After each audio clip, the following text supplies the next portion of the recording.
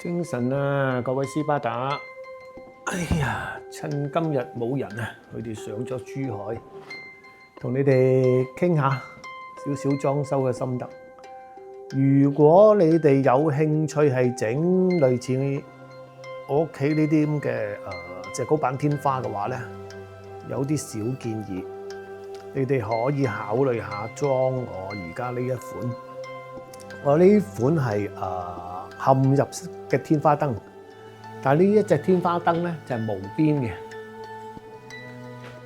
見到嘛？你淨係見到個束光，見唔到有邊嘅。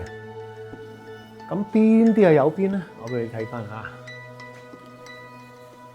呢啲，嗱呢啲就有邊啦。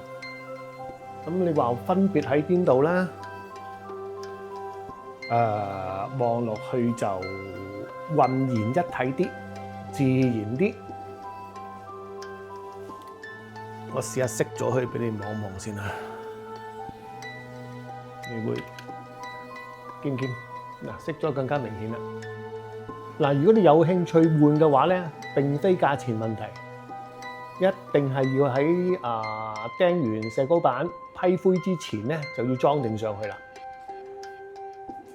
因為佢仲要嵌咗呢個罩sorry，唔係中間嗰個嗰個框裝咗上去，跟住先批灰嘅。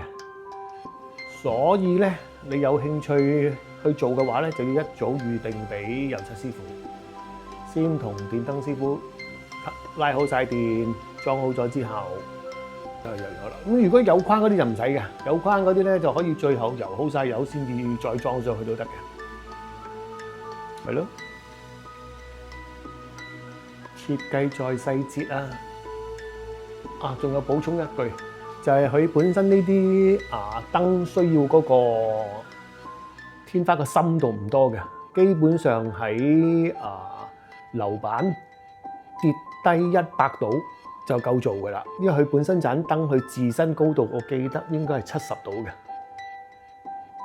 咁如果你有興趣咧，我可以將嗰個物料嘅牌子款式擺喺片尾，係咯，有興趣就睇下啦。想再討論下嘅留言俾我。好，拜拜。